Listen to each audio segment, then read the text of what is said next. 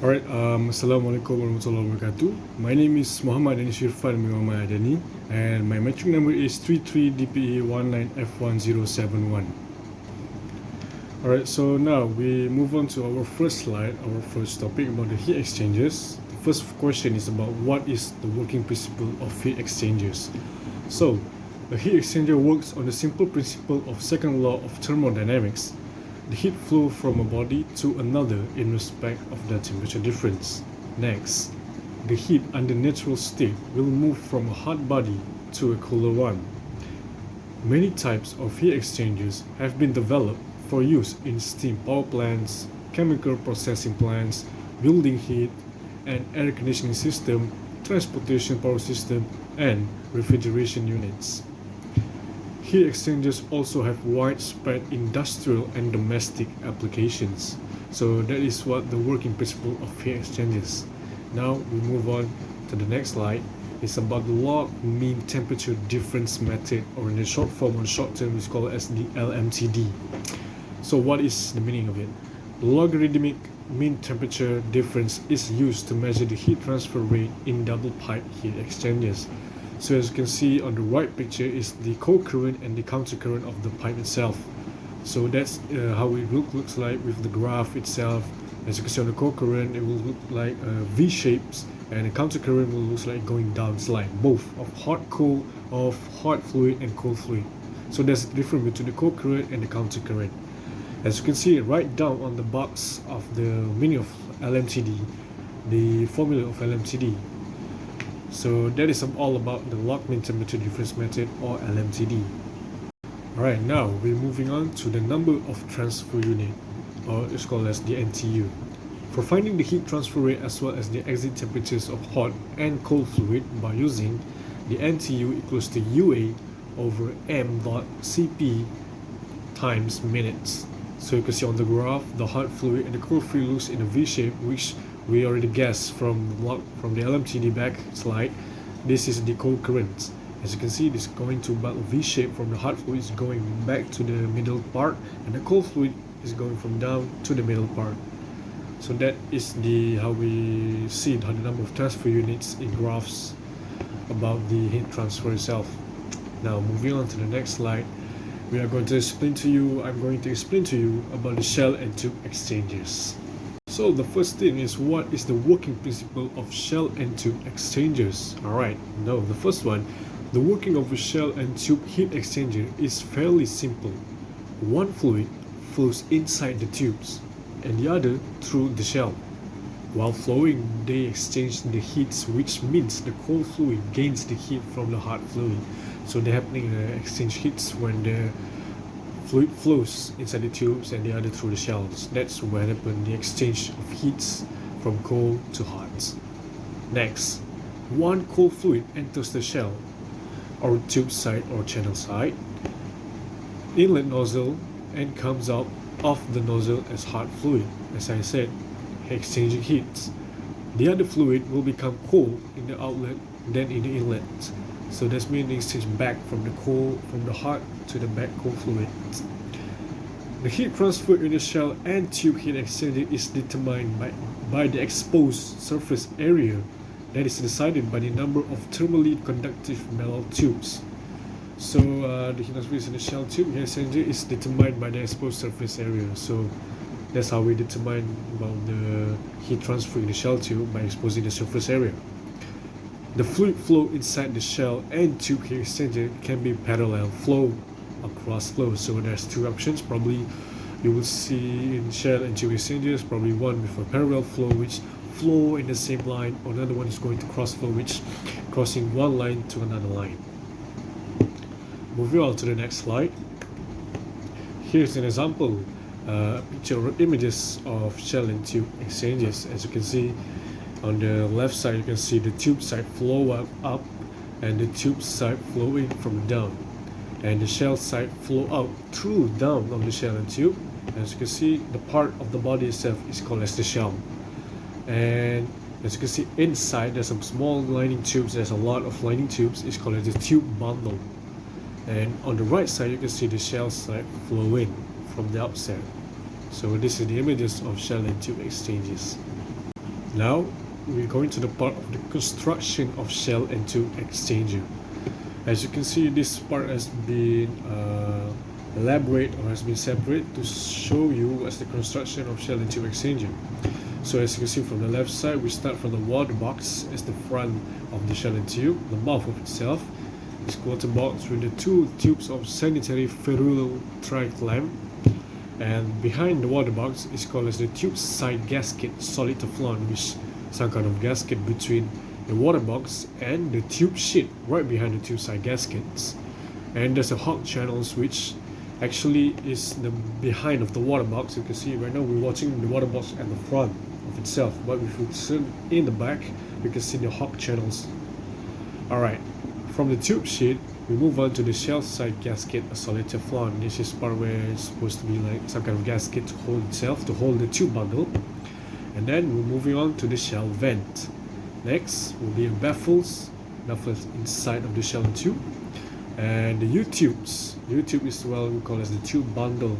That's the U-tubes, the removable bundle, which can be removed and can be put it back again, which when they remove is about to use as cleaning. And the last one is on the back, it's got a shell inlet where things are going. So this is all a part of the construction of shell and tube exchanges. Now moving on to the next slide, the components of shell and tube exchanger.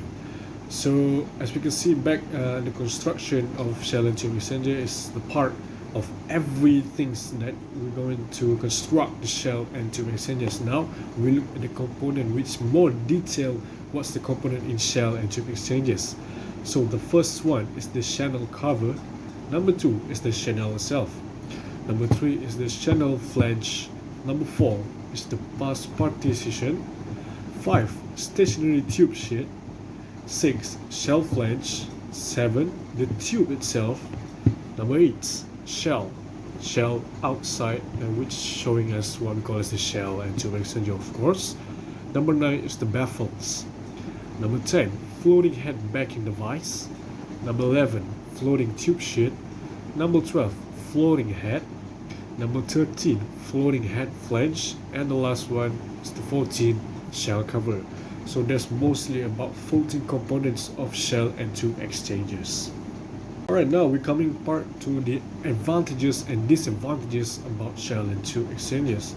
So here's the thing that I can compile where I can get all the information about the advantages and disadvantages of shell and tube exchangers, and let's hear it out together. So the first one we're talking about the advantages is the less costly as compared to plate type coolers. So there's a lot of kind of heat exchangers out there, and one of many that I know is the shell and tube and the plate type exchanges. So the advantages I said that less costly as compared to plate type coolers. That's mean the shell and tube exchanges is way more cheaper than plate type coolers. Next, can be utilized as a part of frameworks with higher working temperatures and weights. So that's mean it can be utilized as part of frameworks with higher working temperatures and weights, so it won't be a much problem. Next is about pressure drop over a tube is coolerless.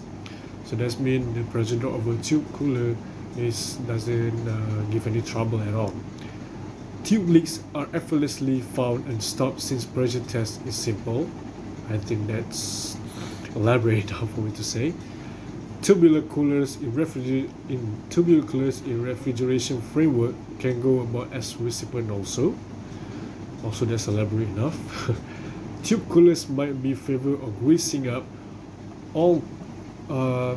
tube coolers might be favored for greasing up oil cooling as a result of the weight difference.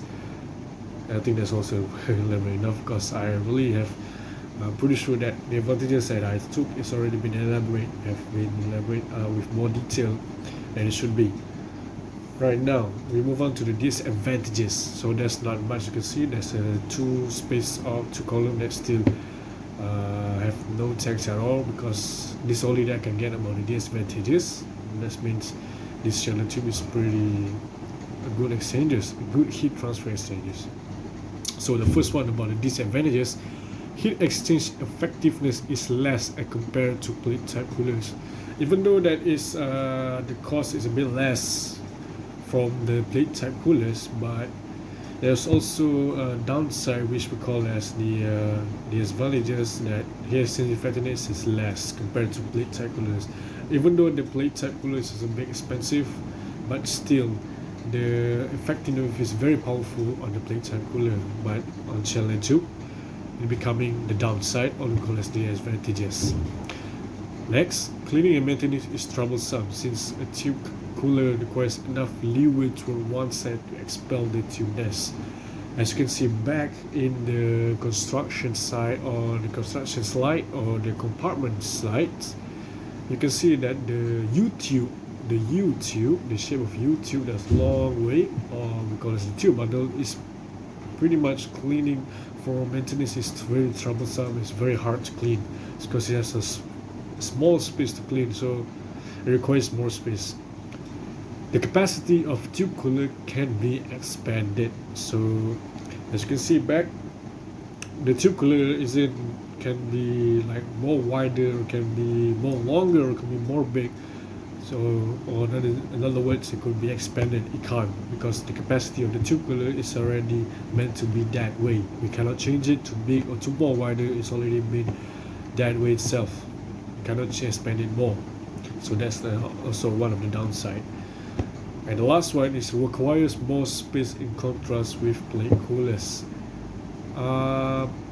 This one also is about space itself, because the plate cooler is way more wider than the shell and tube. Every time we say the word of shell and tube, we imagine that it's very small, it's very compact, it doesn't have a lot of space, and it's always being kept inside. You cannot change the way, you cannot expand it, it cannot be more wider, it cannot be more bigger than what it has meant to be. So that's how shell and tube was meant to be. You cannot change it anyway. So that is all about the advantages and disadvantages. And the last one is the last slide, is about the reference. So you see there's 6 reference where I get all my information about the slide that I did, everything. So the working principle of heat transfer was written by Kumar Dian, piping design, basic piping interface. All of this you can find it on Google. Just open up Google and type what's the working principle of heat transfer, and put it on the written by about all these people, about all this website, this blog spot, and everything. The slide share is very powerful, it's very useful for everything knowledge that we need about more about shell and tube exchanges, or probably more about heat transfers types or exchanges. Alright, so that is all from me now. That is all about shell and tube exchanges, and mostly about the heat exchanges. About from working principle to the shell and tube, from the working principle of heat transfer and to the shell and tube exchanges, and everything. That's about my part, as what I can elaborate to all of you, to give you all the knowledge about the information about heat exchanges and the shell and tube. So I hope this video will be much helpful to other people to learn more about heat exchanges and to learn about shell and tube exchanges. So that is all from me now. Thank you so much for watching this video, and I wish you all have a good day. Assalamualaikum warahmatullahi wabarakatuh. My name is Mohammed. Irfan. Goodbye.